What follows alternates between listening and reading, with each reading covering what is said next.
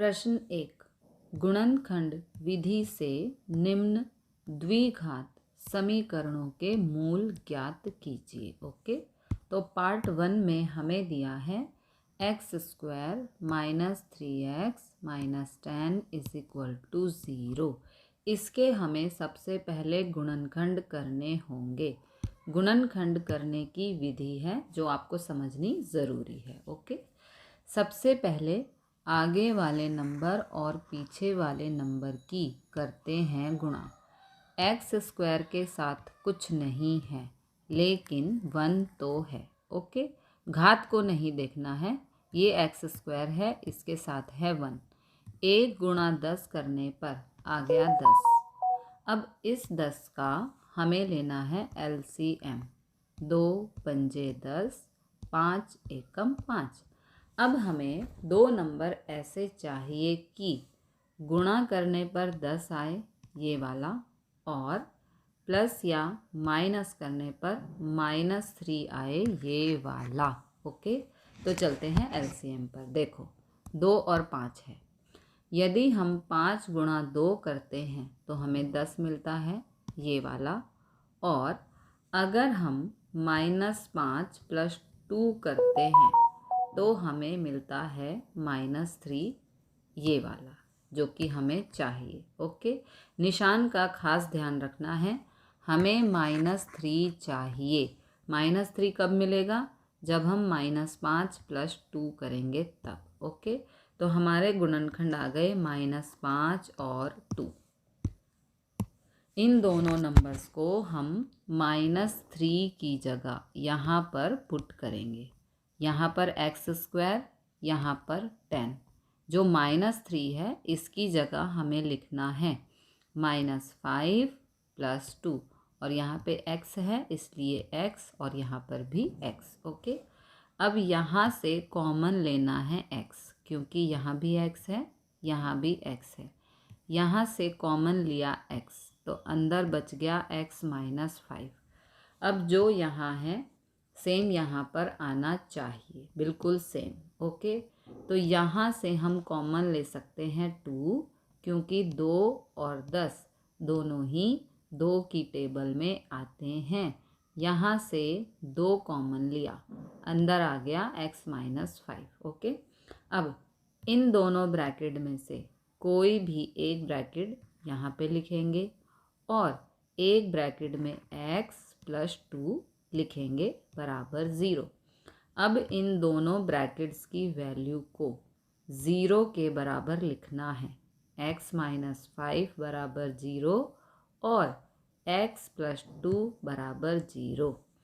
अब ये -5 है, इधर जाएगा तो +5 है ना, x बराबर 5 आ गया। यहाँ पर ये +2 है, इधर जाएगा तो -2 हो जाएगा। अतः दिए गए द्विघात समीकरण के मूल 5 और -2 हैं, ये वाले। ओके, पार्ट 2 में हमें दिया है 2x² + x - 6 बराबर 0। सबसे पहले हमें इसके गुणनखंड करने हैं। गुणनखंड करने की विधि है आगे वाले नंबर और पीछे वाले नंबर की गुणा। 6 को 2 से गुणा, इस वाले 2 से गुणा करेंगे। 2 6 12। अब इस 12 का LCM लेना है। 2 6 12, 2 3 6, 3 एकम 3। ओके, अब हमें दो नंबर ऐसे चाहिए कि गुणा करने पर 12 आए, ये वाला, और प्लस या माइनस करने पर 1 आए, ये वाला। x के साथ कुछ नहीं है लेकिन 1 है। ओके, तो प्लस या माइनस करने पर हमें 1 चाहिए, ये वाला। चलते हैं LCM पर।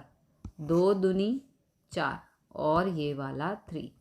यदि हम 4 गुणा 3 करते हैं तो 12 आता है, ये वाला।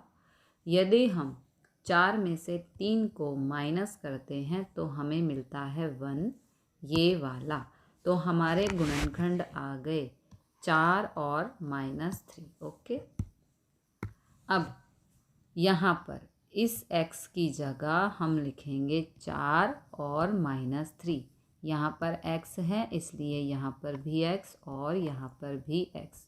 ये 2x² अपनी जगह पर है, ये -6 भी अपनी जगह पर है। हमने सिर्फ इस x की जगह गुणनखंड लिखे हैं। ओके, अब इन दोनों में से कॉमन है 2x, क्योंकि 2 और 4 दोनों ही 2 की टेबल में आते हैं। तो यहाँ से कॉमन आ रहा है 2x। 2x कॉमन लेंगे, अंदर बचेगा x + 2। जो यहाँ पर है सेम यहाँ पर आना चाहिए। दोनों ब्रैकेट में वैल्यू हमेशा सेम होनी चाहिए। अब यहाँ से कॉमन आ रहा है 3, क्योंकि 3 और 6 दोनों ही 3 की टेबल में आते हैं। यहाँ से 3 कॉमन लेंगे, ये हो गया 3 कॉमन। ठीक है, अब एक ब्रैकेट में ये देखो ये दोनों सेम हैं, इन दोनों में से कोई भी एक ब्रैकेट यहाँ पे लिखेंगे और एक ब्रैकेट में 2x - 3 को लिखेंगे बराबर 0। अब इन दोनों वैल्यूज़ को अलग अलग 0 के बराबर लिखेंगे। x + 2 बराबर 0 और 2x - 3 बराबर 0, ये लिख दिया। ठीक है, अब ये +2 है, इधर आके -2। यहाँ पर ये -3 है, इस तरफ जाएगा तो +3। 2 यहाँ x से गुणा हो रहा है, इस तरफ जाएगा तो भाग में चला जाएगा। अतः दिए गए द्विघात समीकरण के मूल -2 और 3/2 हैं। पार्ट 3 में हमें ये समीकरण दिया है और इसके मूल हमें फाइंड करने हैं। तो यहाँ पर हमें मिडल टर्म को स्प्लिट करना है, यानी कि ये जो 7x है इसको 2 हिस्सों में बांटना है। तो यहाँ पर 7x की जगह हम लिखेंगे 5x + 2x, है ना।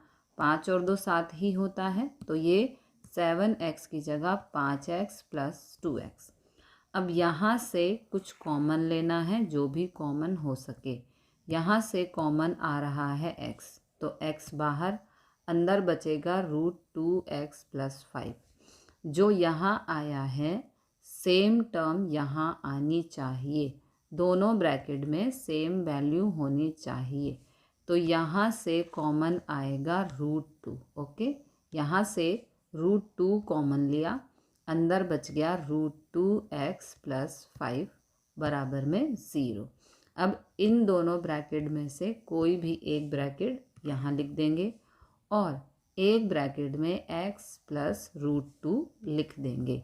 अब दोनों ब्रैकेट की वैल्यूज़ को अलग अलग 0 के बराबर रखना है।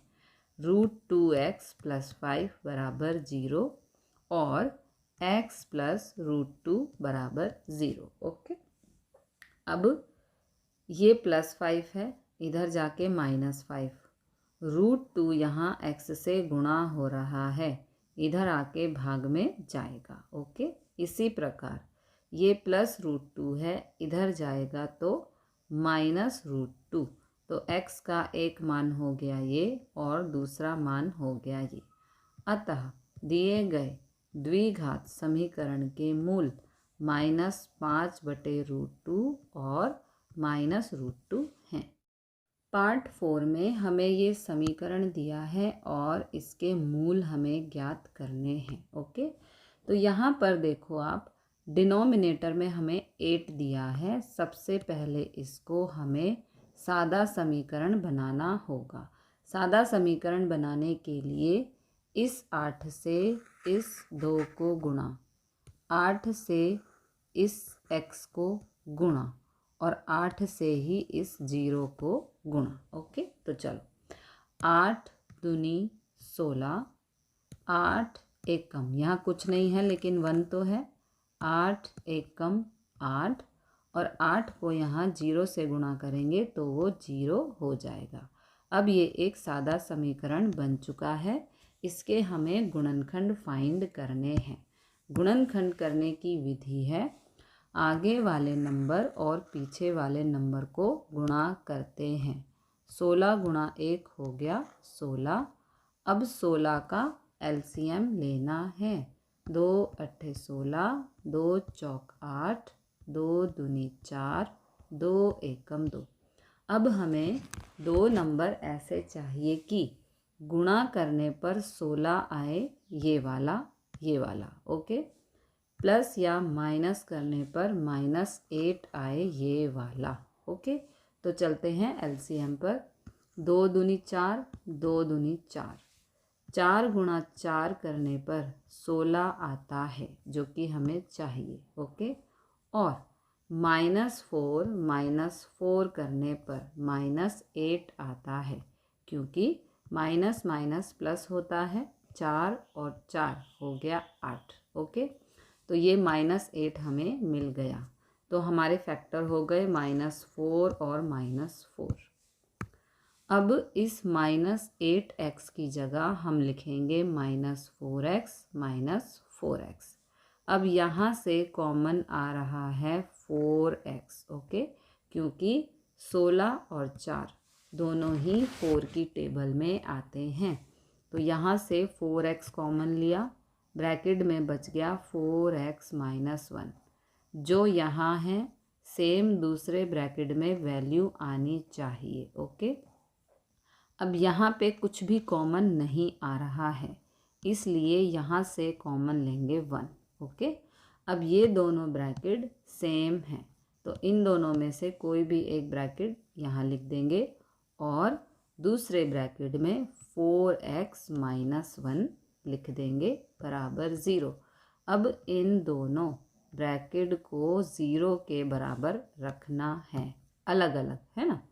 तो 4x - 1 बराबर 0, 4x - 1 बराबर 0, दोनों ही ब्रैकेट में वैल्यू सेम है।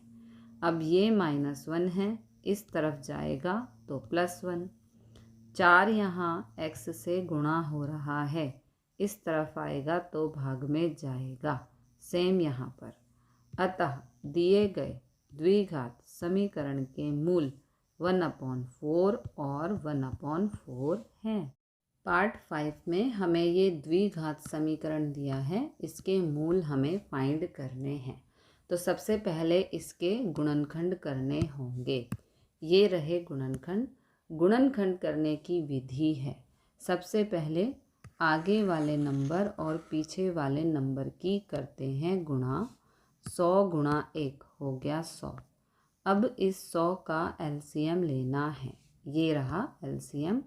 2 से 100 को भाग करेंगे 50 आएगा, 2 से 50 को भाग करेंगे 25 आएगा, 5 पंजे 25, 5 एकम 5 ओके। अब हमें दो नंबर ऐसे चाहिए कि गुणा करने पर 100 आए, ये वाला, और प्लस या माइनस करने पर -20 आए, ये वाला ओके। तो चलते हैं एलसीएम पर। 5 दूनी 10, 5 दूनी 10, 10 गुणा 10 करने पर 100 आता है। -10 करने पर -20 आता है, ये वाला, जो कि हमें चाहिए ओके। तो हमारे गुणनखंड हो गए -10 और -10। अब इस -20x की जगह हम लिखेंगे -10x - 10x ओके। अब यहाँ से कॉमन आ रहा है 10x, तो 10x कॉमन ले लेंगे, अंदर बचेगा 10x - 1, क्योंकि 100 और 10 दोनों ही 10 की टेबल में आते हैं।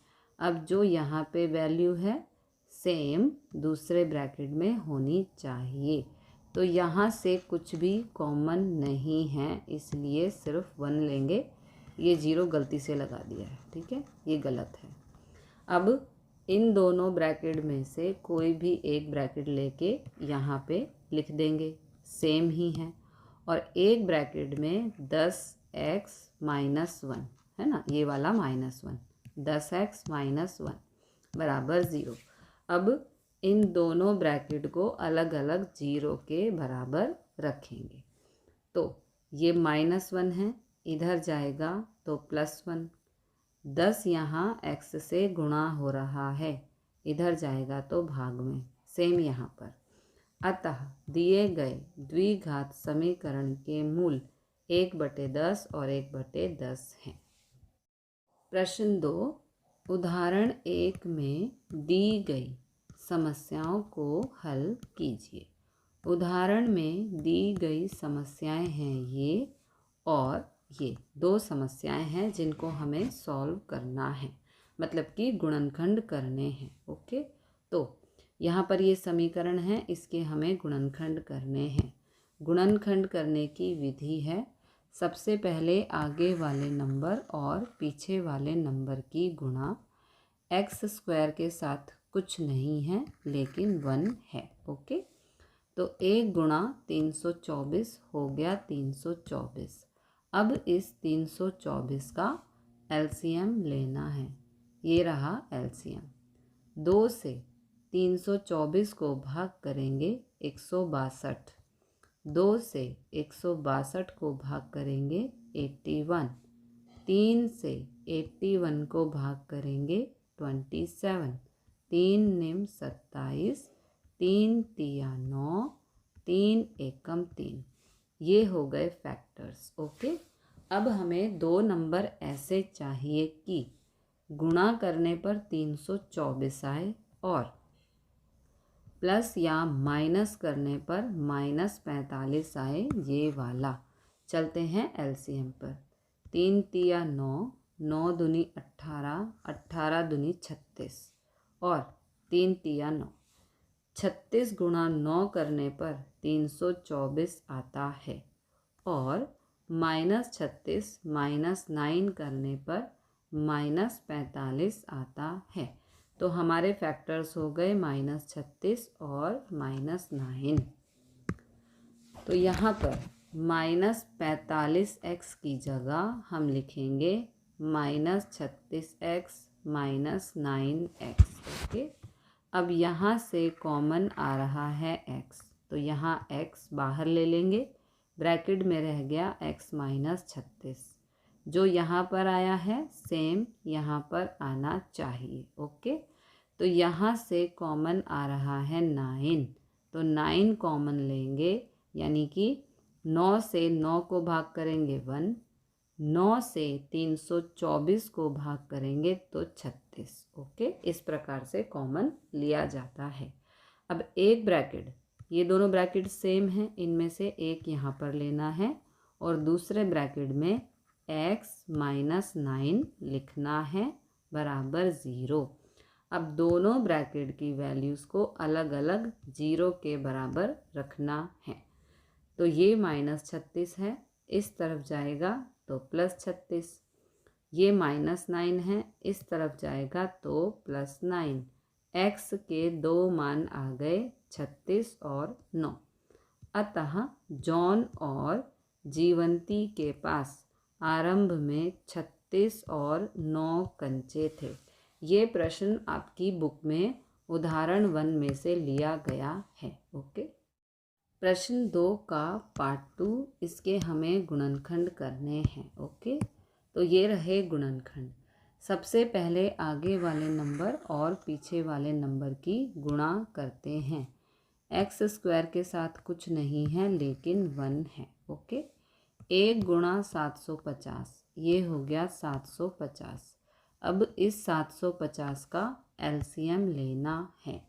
2 से 750 को भाग करेंगे 375, 3 से 375 को भाग करेंगे 125, 5 से 125 को भाग करेंगे तो 25, 5 पंजे 25, 5 एकम 5। अब हमें 2 नंबर ऐसे चाहिए कि गुणा करने पर 750 आए, ये वाला, और प्लस या माइनस करने पर -55 आए, ये वाला। ओके, चलते हैं एलसीएम पर। 5 तिया 15, 15 दूनी 30, तो ये रहा 30, 5 पंजे 25। 30 गुणा 25 करने पर 750 आता है और -30 -25 करने पर -55 आता है। क्योंकि माइनस माइनस प्लस 25 और 30 प्लस करेंगे तो -55 आएगा, वही हमें चाहिए। तो गुणनखंड हो गए -30 और -25। इस प्रकार -55x की जगह हम लिखेंगे -30x -25x। अब यहाँ से कॉमन है x, तो x कॉमन लेने पर अंदर बचेगा x -30, जो यहाँ आया है सेम दूसरे ब्रैकेट में आना चाहिए। अब यहाँ से कॉमन है 25, क्योंकि 25 और 750 दोनों ही 25 से भाग होते हैं। 25 से 25 को भाग करेंगे 1 आएगा, 25 से 750 को भाग करेंगे 30 आएगा। ओके, अब ये दोनों ब्रैकेट में सेम वैल्यू है। एक ब्रैकेट को यहाँ लिखेंगे, दूसरे ब्रैकेट में x और ये वाला -25 लिखेंगे बराबर 0। अब दोनों ब्रैकेट की वैल्यूज़ को अलग अलग 0 के बराबर लिखेंगे। अब ये -30 है, इधर जाएगा तो +30, ये -25 है, इधर जाएगा तो +25। x के दो मान आ गए 30 और 25। अतः उस दिन निर्मित किए गए खिलौनों की संख्या 30 या 25 है। प्रश्न 3, ऐसी दो संख्याएं ज्ञात कीजिए जिनका योग 27 हो और गुणनफल 182 हो। ओके, तो जो इसने कहा है वो हमें करना है। हमें दो संख्याएं ज्ञात करनी है। जो ज्ञात करना होता है उसे हम कुछ ना कुछ मानते हैं, कोई वेरिएबल। ओके, तो माना पहली संख्या है x, दूसरी संख्या है y। अब इसने कहा है जिनका योग, तो हमने दो संख्याएं मानी x और y, इन दोनों का योग x + y कितना 27 होना चाहिए। तो यहाँ से ही हम x का मान फाइंड करेंगे। x को यहाँ पर ही रखना है, ये +y है, उधर जाके -y, ये आ गया x का मान। ओके, अब आगे कहा है कि उन्हीं दोनों संख्याओं का गुणनफल 182 होना चाहिए। संख्याएं हैं x और y, इनका गुणनफल 182 होना चाहिए। ओके, प्रश्नानुसार गुणनफल, दोनों संख्याओं का गुणनफल 182 होना चाहिए। अब हमने यहाँ पर x का मान फाइंड किया है 27 - y। ओके, तो इस x की जगह हम 27 - y पुट करेंगे। देखो ये xy है, x बराबर 27 - y रखने पर x की जगह 27 - y हमने रख दिया, और यहाँ पर y का y बराबर 182। ओके, x की जगह 27 - y रख दिया, ये वाला y यहाँ पर और ये 182। अब y से 27 की गुणा, 27 एकम 27y, y से y की गुणा y², ये हो गया 182। अब 182 अपनी जगह पर ही है, इन दोनों वैल्यूज़ को हम इस तरफ शिफ्ट करेंगे।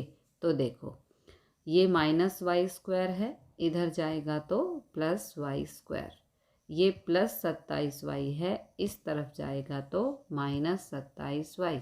182 अपनी जगह पर ही है, बराबर 0। ये बन गया द्विघात समीकरण। ओके, नाउ अब हमें इस द्विघात समीकरण के गुणनखंड करने हैं। तो गुणनखंड करने का तरीका है आगे वाले नंबर और पीछे वाले नंबर की गुणा। y² के साथ कुछ नहीं है लेकिन 1 है। ओके, 1 से 182 को गुणा किया 182। अब इस 182 का लेना है LCM। 2 से 182 को भाग करने पर 91 आएगा।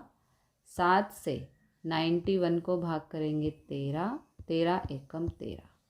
अब हमें दो नंबर ऐसे चाहिए कि गुणा करने पर 182 आए ये वाला, और प्लस या माइनस करने पर -27 आए ये वाला। ओके, तो एलसीएम पे चलते हैं।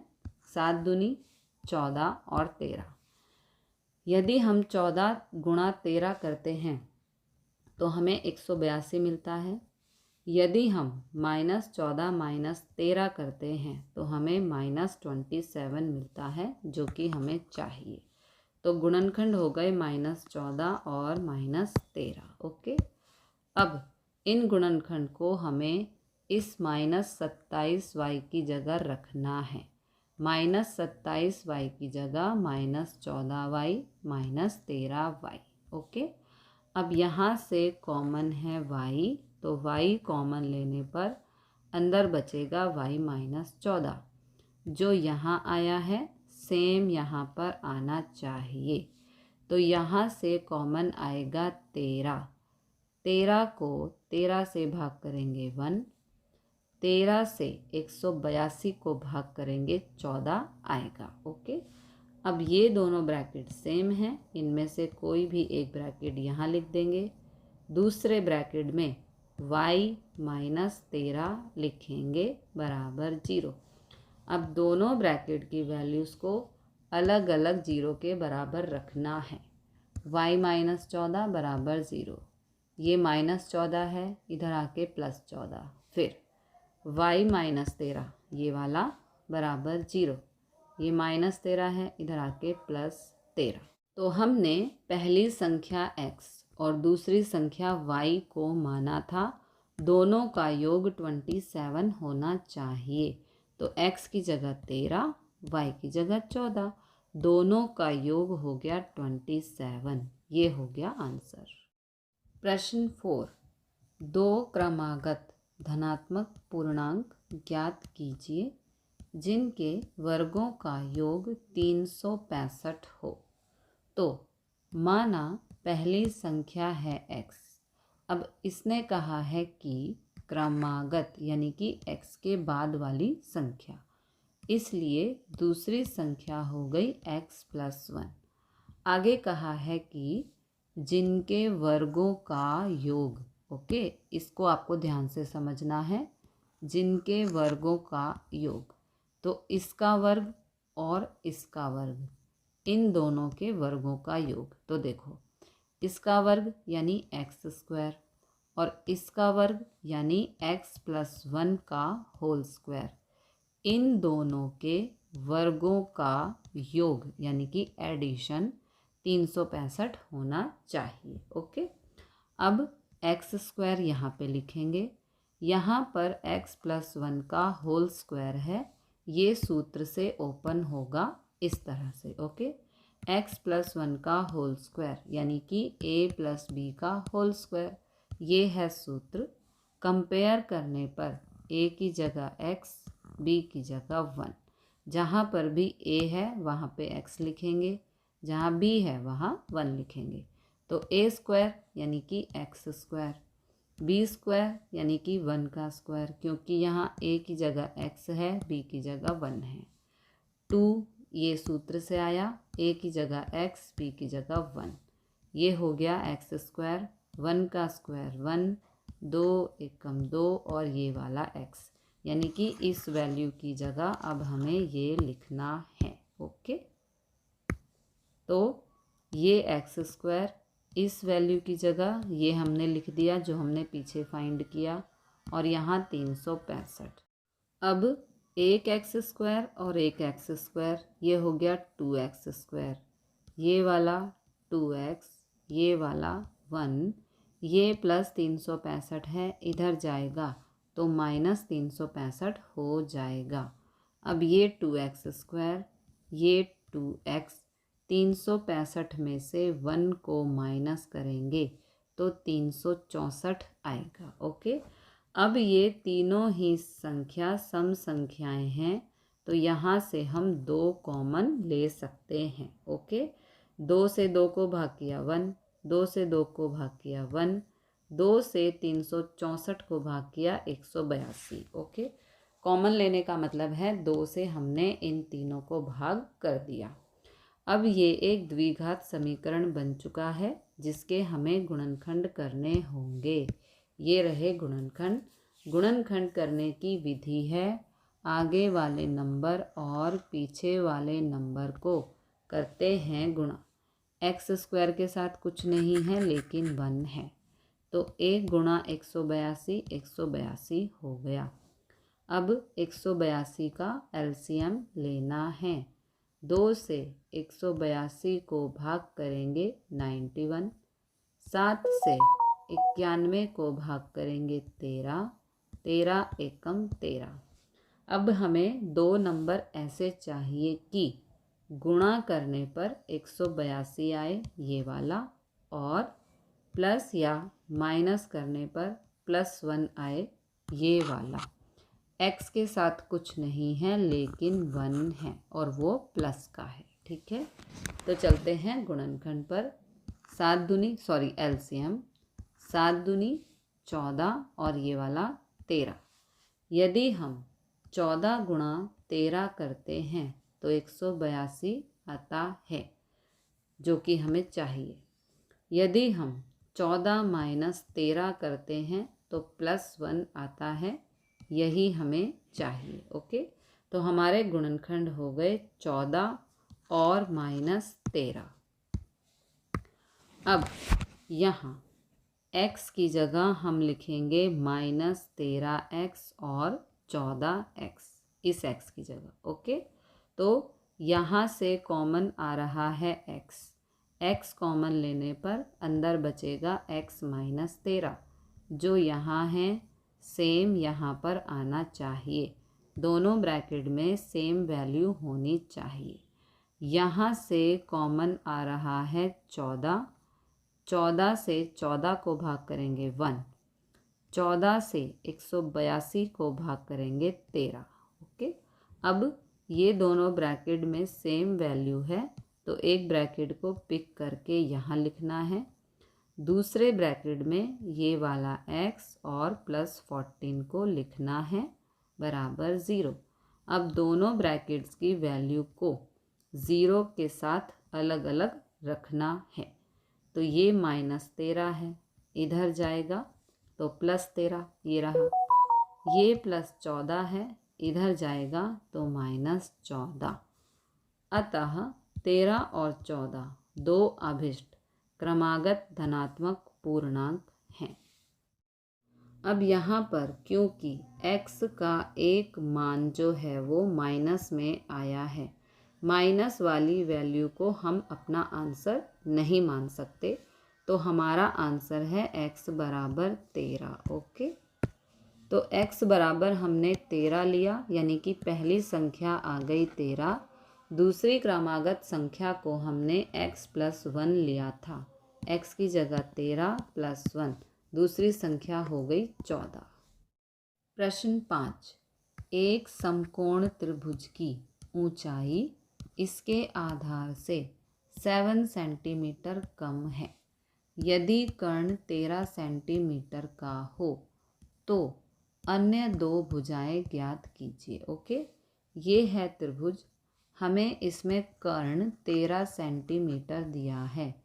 AC यहाँ पर कर्ण है जो हमें 13 सेंटीमीटर दिया है। ओके, अब बात करते हैं दूसरी दो भुजाओं की। तो हमेशा इस तरह के क्वेश्चन में जो चीज़ दूसरे नंबर पे दी है, देखो त्रिभुज की ऊंचाई इसके आधार, ये दूसरे नंबर पे दिया है आधार, इसको हम x मानेंगे। जो भुजा दूसरे नंबर पे दी है, दूसरे नंबर का मतलब इसने पहले ऊंचाई की बात की फिर आधार की बात की, है ना। तो पहले ऊंचाई हुई फिर आधार, तो ये पहली और ये दूसरी। तो जो भुजा दूसरे नंबर पे दी है उसको हम x मानेंगे। ओके, आधार हो गया x। अब इसने कहा है कि त्रिभुज की ऊंचाई इसके आधार से 7 सेंटीमीटर कम है, तो आधार है x, आधार से जो ये ऊंचाई है वो 7 सेंटीमीटर कम है, इसलिए ऊंचाई हो गई x - 7, क्योंकि इससे 7 सेंटीमीटर कम है, तो कम है का मतलब -7, तो ऊंचाई हो गई x -7। इस प्रकार त्रिभुज की तीनों भुजाएं हमने ज्ञात की।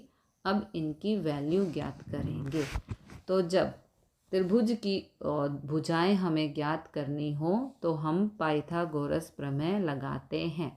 पाइथागोरस प्रमेय होता है आधार का वर्ग, ये आधार है जो BC है, आधार का वर्ग प्लस ये लंब है, लंब या ऊंचाई सेम थिंग, ठीक है, इसको लंब भी कहते हैं। लंब, लंब का वर्ग बराबर कर्ण का वर्ग, ये है पाइथागोरस प्रमेय। आधार का वर्ग प्लस लंब का वर्ग, लंब या ऊंचाई सेम थिंग, ठीक है, बराबर कर्ण का वर्ग। ओके, तो आधार है यहाँ पर x का वर्ग, फिर प्लस लंब है यहाँ पर x -7 का वर्ग बराबर कर्ण का वर्ग, कर्ण है 13 का स्क्वायर। अब x स्क्वायर यहाँ पर, ये जो x -7 का होल स्क्वायर है यहाँ पे सूत्र बनता हुआ नज़र आ रहा है, तो पहले इसको सिंप्लीफाई करेंगे। सूत्र बन रहा है a - b का होल स्क्वायर, ठीक है। तो यहाँ पर कंपेयर करेंगे, a का मान है x, b का मान है 7, a की जगह x, b की जगह 7, तो a स्क्वायर मतलब x स्क्वायर, b स्क्वायर मतलब 7 का स्क्वायर, -2 सूत्र से a का मान x, b का मान 7। अब सिंप्लीफाई करेंगे, x स्क्वायर 7 का स्क्वायर 49, 2 सत्ते 14 और ये वाला x, तो इस वैल्यू की जगह अब हम ये वैल्यू लिखेंगे। ओके, तो इसकी जगह ये हमने लिख दिया, 13 का वर्ग होता है 169। ओके, अब एक x स्क्वायर और एक x square 2x square -14x, अब और ये 49, ये 169 यहाँ प्लस का है, इधर जाएगा तो माइनस का होगा, ये रहा। ओके, अब 2x स्क्वायर, ये -14x, 169 में से 49 को माइनस करेंगे तो 120 आएगा। अब ये तीनों ही सम संख्याएं हैं, तो यहाँ से हम 2 कॉमन ले सकते हैं। 2 कॉमन लेने पर यहाँ पर आएगा x स्क्वायर -7x -60। 2 कॉमन लेने का मतलब है यहाँ पर 2 से इन तीनों संख्याओं को हमने भाग किया तो हमें ये संख्याएं मिली। अब ये एक द्विघात समीकरण बन चुका है, इसके हमें गुणनखंड करने होंगे। ये रहे गुणनखंड। गुणनखंड करने की विधि होती है आगे वाले नंबर और पीछे वाले नंबर की गुणा। x स्क्वायर के साथ कुछ नहीं है लेकिन 1 है, तो 1 गुणा 60 हो गया 60। अब इसका लेंगे LCM, तो ये रहा LCM।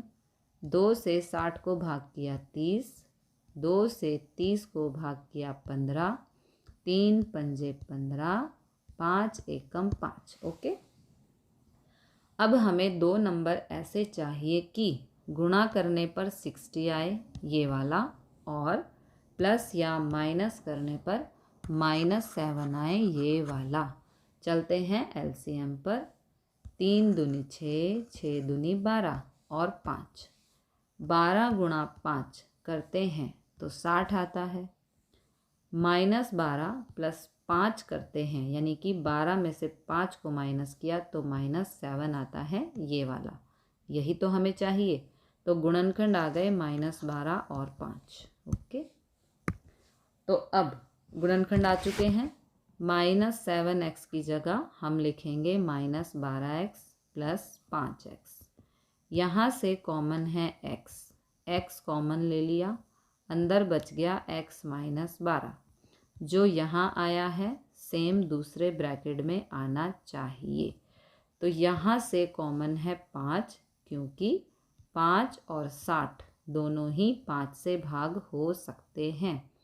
5 से 5 को भाग किया 1, 5 से 60 को भाग किया 12। ओके, अब दोनों ब्रैकेट में सेम वैल्यू है तो इन दोनों में से एक ब्रैकेट को यहाँ लिखेंगे, दूसरे ब्रैकेट में ये वाला x + 5 लिखेंगे बराबर 0।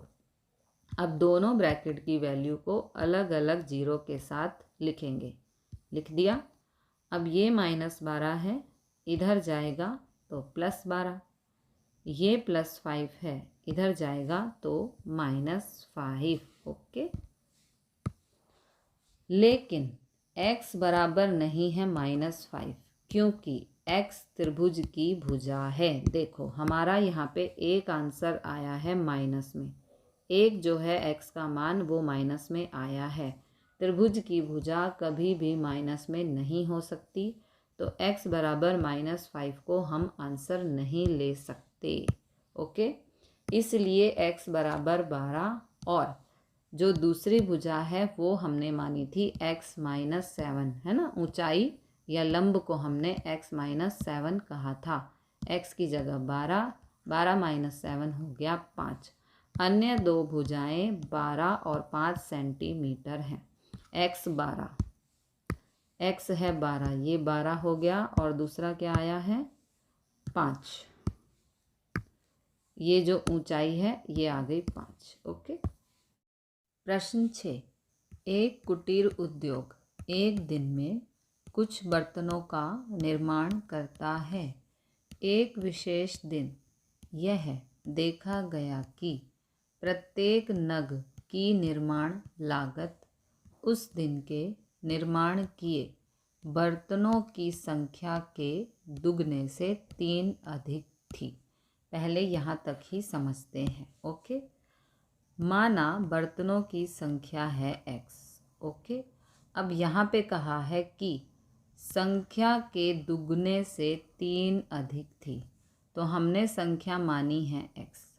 संख्या के दुगने यानी कि इसको 2 से गुणा करो और 3 अधिक थी, अधिक का मतलब है प्लस, तो ये हो गया +3। ओके, यहाँ तक का क्वेश्चन हमारा हो चुका है। इसलिए एक नग की लागत इतनी है। प्रश्नानुसार कुल निर्माण लागत, इसके लिए हम इन दोनों को गुणा करेंगे और यदि उस दिन की कुल निर्माण लागत 90 रुपये थी, ओके, इन दोनों को गुणा करके बराबर 90 कर देंगे क्योंकि यहाँ पर 90 दिया गया है। ओके, अब इन दोनों को गुणा करते हैं। x को 2x से गुणा करेंगे, 2 एकम 2, x को x से गुणा करेंगे x²। अब 3 से x को गुणा करेंगे 3x बराबर 90। अब ये जो 90 है ये प्लस का है, इधर आके माइनस का होगा, तो ये माइनस का हो गया, ये बन गया द्विघात समीकरण। अब हमें इसके गुणनखंड करने होंगे।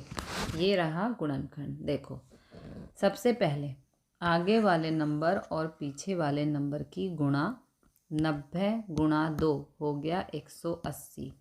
अब इस 180 का एलसीएम लेना है। 2 से 180 को भाग करेंगे 90, 2 से 90 को भाग करेंगे 45, 3 से 45 को भाग करेंगे 15, 3 पंजे 15, 5 एकम 5। ओके, अब हमें दो नंबर ऐसे चाहिए कि गुणा करने पर 180 आए ये वाला, प्लस या माइनस करने पर 3 आए ये वाला। ओके, चलते हैं एलसीएम पर। 5 तिया 15, 3 दूनी 6, 6 दूनी 12। ओके, 15 गुणा 12 करने पर 180 आता है और 15 माइनस 12 करने पर 3 आता है। यही तो हमें चाहिए, तो हमारे गुणनखंड हो गए 15 और -12। ओके, तो अब यहाँ 3x की जगह हम 15x - 12x लिखेंगे। अब यहाँ से कॉमन है सिर्फ x, यहाँ से x कॉमन लेंगे, अंदर बचेगा 2x + 15। जो यहाँ आया है सेम वैल्यू दूसरे ब्रैकेट में आनी चाहिए। तो यहाँ से कॉमन आ रहा है 6।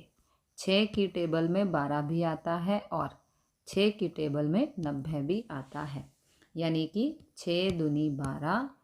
6 से 90 को भाग करेंगे तो 15 आएगा। ओके, अब ये दोनों ब्रैकेट सेम हैं, एक ब्रैकेट को पिक करके यहाँ लिखेंगे और दूसरे ब्रैकेट में x - 6 लिखेंगे बराबर 0। अब दोनों ब्रैकेट की वैल्यूज़ को अलग अलग 0 के साथ रखना है। तो यहाँ पर ये है +15, इधर जाएगा तो -15। 2 यहाँ गुणा हो रहा है, इधर आके भाग में जाएगा।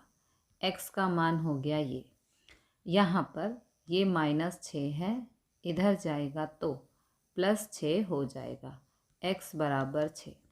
अब क्योंकि x का मान यहाँ पर माइनस का है, इस वैल्यू को हम नहीं ले सकते। कभी भी x का मान माइनस वाला हमें नहीं लेना है। लेकिन x बराबर नहीं है -15/2, ठीक है, क्योंकि x बर्तनों की संख्या है तो बर्तनों की संख्या माइनस में नहीं हो सकती। तो अब बचा ये वाला मान, यानी कि x बराबर 6। इसलिए x बराबर 6 और प्रत्येक नग की लागत हमने फाइंड की थी कि दुगने से 3 अधिक है। तो यहाँ पर 2x की जगह 6, जो कि हमारा मान आया है, +3। तो 6 दूनी 12, 12 में 3 जोड़ेंगे 15। अतः बर्तनों की संख्या 6 और प्रत्येक नग की लागत 15 रुपये है।